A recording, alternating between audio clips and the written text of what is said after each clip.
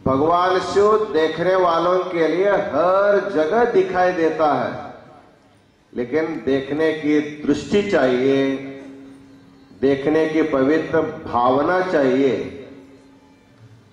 तो भगवान ने जो 100 साल की जिंदगी दिया है, उसमें उस प्रकार की भावना को बढ़ाने के लिए हमको इतना अवकाश दिया है।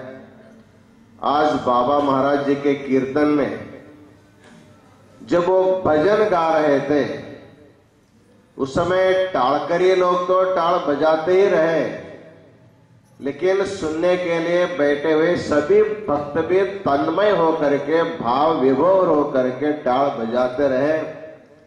इसका अर्थ है केवल कीर्तन भक्ति में बाबा महाराज ही संलग्न नहीं थे, उनके साथ आप सब लोग भी समरस होकर के कीर्तन कर रहे थे।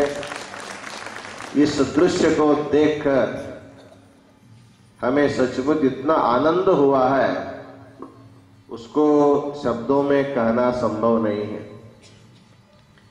बाबा महाराज जी का हमारा साक्षात परिचय नहीं था। हम दोनों को परिचय कराने में माई साहेब मूल कारण है। तो जब पहली बार दुधीवरी में महाराज जी का बहुत दिव्य मंदिर का निर्माण हुआ था, उसमें मूर्ति प्रतिष्ठापना करने के लिए माई साहेब हमको फोन किया। बाबा महाराज जी की उत्कट इच्छा है, आप ही को आना है। हमारा कहीं कार्यक्रम हम दिए थे, माई ने कहा आपके सिवाय कार्यक्रम होना नहीं है, आप उसको कार्यक्रम बदल के ही आपको आना है। ऐसे बहुत आग्रह करने के बाद पहली बार हम उस कार्यक्रम में गए। महाराज जी का जो कार्य वहां हुआ है दुधीवरी में, जो अतिशय सुंदर मंदिर का निर्माण करवाया है, उसको देख करके हमें बहुत प्रसन्नता हुई। उसके बाद फिर एकनाथ भागवत का जो ऐश्वर्य प्रति महाराज जी ने प्रकाशित किया था, उसके उद्घाटन के लिए भी माई ने हमको बहुत आग्रह किया, उसमें भी हम आ गए। तीसरी बार जो है महाराज जी का अमृत महोत्सव पुनः दुधीवरी में रखा गया था। 6 महीने पहले माई ने हमको फोन किया, महाराज जी जनवरी 1 तारीख को आपको दुधीवरी में आना है, महाराज जी का अमृत महोत्सव है, उनको गौरव करने के लिए आप ही को आना है। लेकिन 20 साल से जनवरी 1 तारीख से 10 तारीख तक हमारा प्रोग्राम बेंगलोर में होता था। हमने कहा माई को, माई 2 बात तुम्हारा सुना है, तीसरी बात हमको सुनने में संभव नहीं है। माई ने कहा आप 3 सुने, 2 सुने, 1 बार और आपको सुनना ही पड़ेगा, क्योंकि महाराज जी का अमृत महोत्सव में आशीर्वाद देने के लिए विश्वनाथ के सिवाय दूसरा कौन आएगा, इसलिए आपको आना ही पड़ेगा।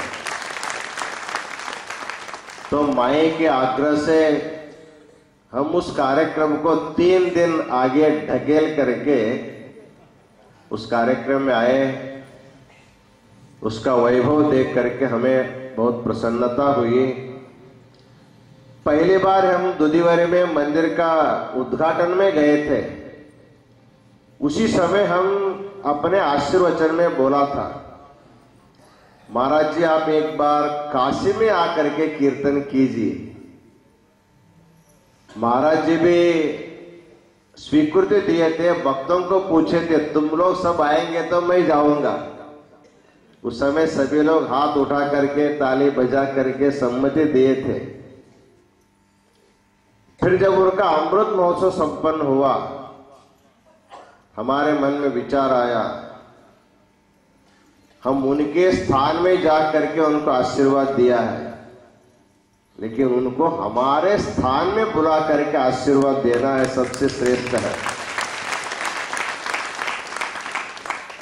तब हम माई से संपर्क किया, माई हमसे हमेशा संपर्क करते थे, अब हम माई से संपर्क किया। माई साहब, एक आमंत्रण हम आपको दे रहे हैं। महाशिवरात्रि के दिन जगत गुरु विश्वाराध्य जी की जयंती होती है, तो हम एक बार अपने आशीर्वचन में बोला है महाराज जी को आने के लिए, लेकिन वो समय आ गया है। इस शिवरात्रि में महाराज आएंगे तो बहुत अच्छा होगा। माई ने कहा कि हम महाराज जी से पूछेंगे उनका क्या क्या प्रोग्राम है, क्या रहता है, पूछ करके आपको बताएंगे। महाराज जी से उनका वार्तालाप हो गई।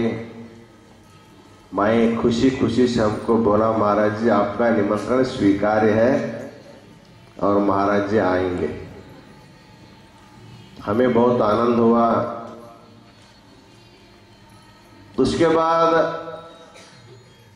माई का महाराज जी, हमारा संबंध हमेशा होता था, लेकिन महाराज जी का साक्षात संबंध नहीं होता था।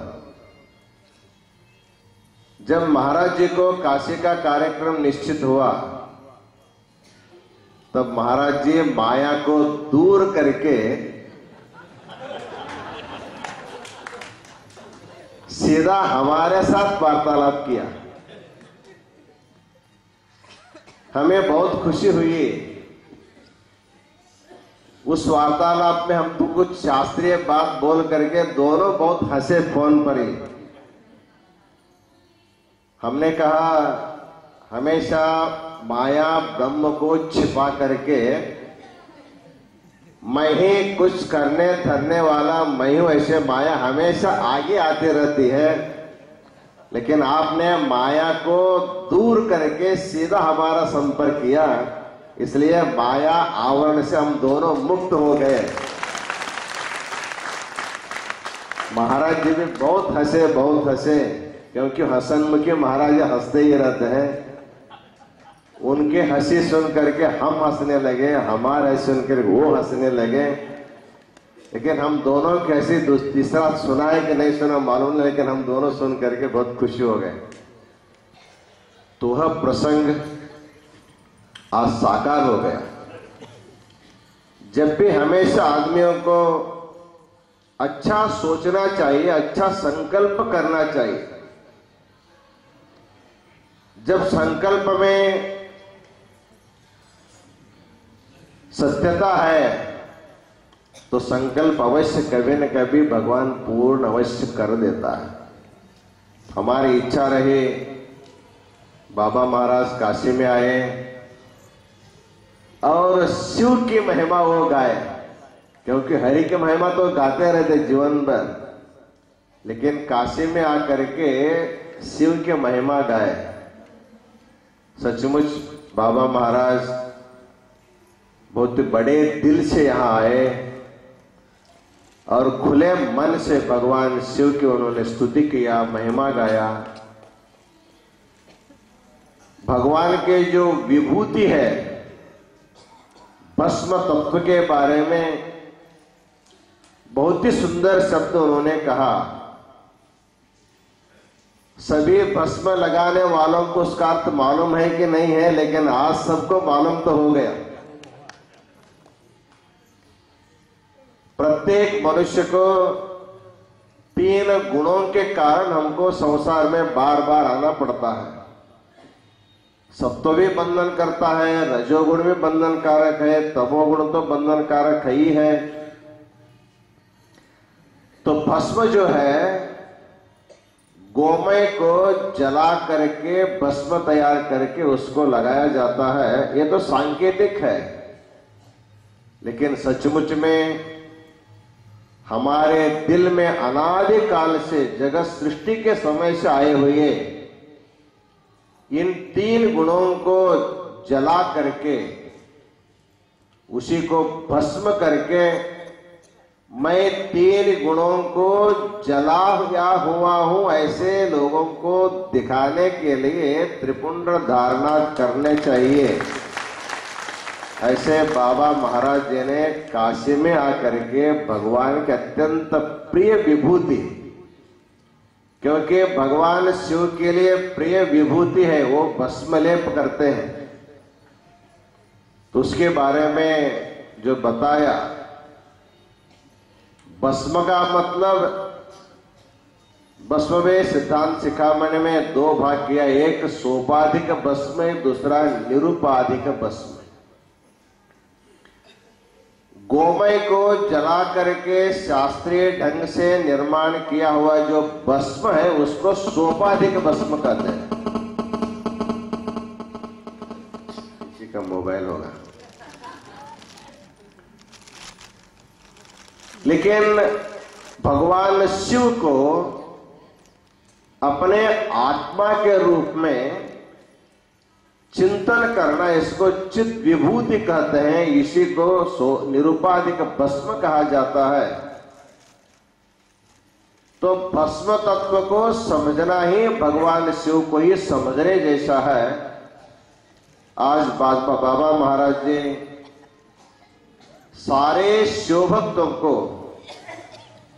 भस्म तत्व को प्रतिपादन के माध्यम से शिव का स्वरूप को समझाने का बहुत बड़ा प्रयास महाराज जी ने किया है। महाराज जी बता रहे थे, कुछ लोग भस्म को या गंध को उभे लगाते हैं, कुछ लोग अड़वा लगाते हैं। ये क्या है? वैसे देखा जाए ये दोनों संसार के लिए आवश्यक है। केवल उभी रेखा रहेगी तो भी नहीं चलेगा, केवल अड़वा रेखा रहेगा तो भी नहीं चलेगा। इसलिए हम बताते हैं, हम जो वस्त्र पहनते हैं इसमें ताना बाना होते हैं। एक सूत जो है उभी होती है, एक अड़वी होती है। ये दोनों रहेंगे तो हम अपने मर्यादा में रह सकते हैं। इसलिए शैव और वैष्णव दोनों मिल करके इस संसार के सभी जीवों को सन्मार्ग दिखाया है। इसलिए चाहे शैव होकर के सन्मार्ग में हो, चाहे वैष्णव होकर के सन्मार्ग में हो, दोनों संपूर्ण समाज को, ये दोनों संप्रदाय सन्मार्ग में लाने के लिए कोशिश किया है।